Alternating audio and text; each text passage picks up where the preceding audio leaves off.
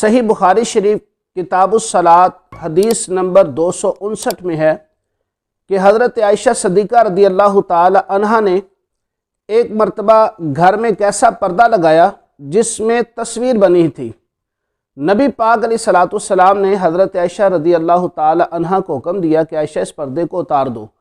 حضرت عائشہ صدیقہ رضی اللہ تعالی عنہا نے اس پردے کو اتار دیا۔ اب اس حدیث پاک سے پتہ چلا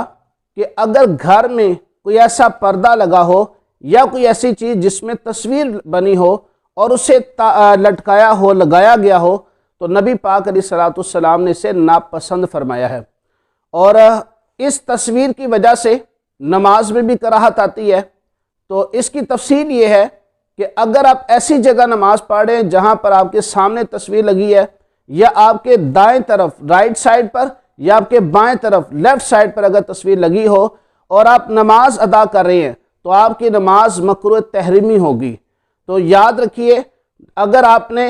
نماز ادا کی تو آپ کے سامنے دائیں یا بائیں تصویر ہے، یا آپ نے کوئی ایسا لباس پہنا ہوا، بالخصوص جو نوجوان ہیں جو ٹی شرٹ وغیرہ یا کوئی ایسی شرٹ پہنتے ہیں جس میں کسی جاندار کی تصویر بنی ہے، کسی انسان یا جانور کی تصویر بنی ہے، تو ایسی صورت میں اگر نماز پڑھی جائے اس کپڑے کو پہن کر، یا ایسی جگہ نماز پڑھی جائے جہاں پر تصویر ہو، تو نماز مکروہ تحریمی ہوتی ہے۔ مکروہ تحریمی کا مطلب یہ ہوتا ہے کہ اس نماز کو دوبارہ پڑھنا، دوبارہ لوٹانا اس کا یہ ضروری ہوتا ہے، وہ نماز آپ کی درست نہیں ہوئی۔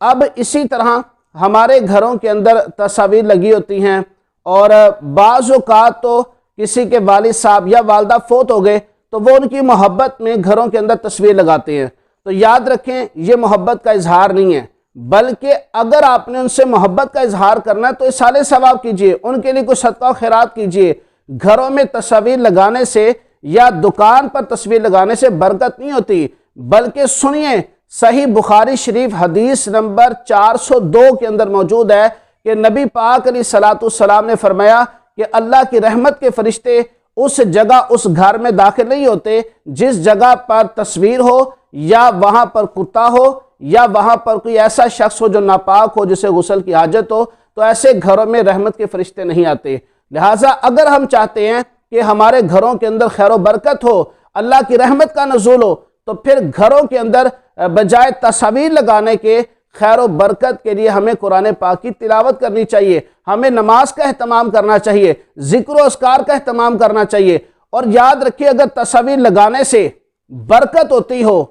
تو پھر تو انبیاء کرام کی تصویریں لگانی چاہیے، زیادہ برکت ہوگی۔ حالانکہ یہ تصویریں لگانا جائز نہیں، تو انبیاء کرام کی تصویریں اگر لگانا جائز نہیں تو کسی انسان کی تصویر لگانے سے برکت کیسی ہو سکتی ہے؟ اسی طرح بعض اوقات کسی نے اپنے گھر میں جناب پیر صاحب کی تصویر لگائی ہے، کسی نے بعض اوقات وہ آج کل خیالی طور پر بزرگ بنائے ہوئے ہیں، کسی نے وہ حضور غوث پاک کو خیالی طور پر جناب تصویر بنائی ہے اور وہ گھر میں یا دکان میں لگائی ہے۔ اسی طرح شہباز قلندر رحمۃ اللہ تعالیٰ علیہ، ان کے حوالے سے خیالی طور پر تصویریں بنائی گئی ہیں اور وہ گھروں میں یا دکانوں میں لگائی جاتی ہے، اور لوگ سمجھتے ہیں شاید اس سے برکت ہوگی۔ تو یاد رکھے، کوئی بھی انسان اس کی تصویر گھر میں لگانے سے برکت نہیں ہوتی، بلکہ اللہ کی رحمت کے جو فرشتے ہیں وہ بھی گھر میں داخل نہیں ہوتے۔ اللہ تعالی ہمیں اپنے گھروں کو تصویروں سے پاک کرنے کی توفیق عطا فرمائے۔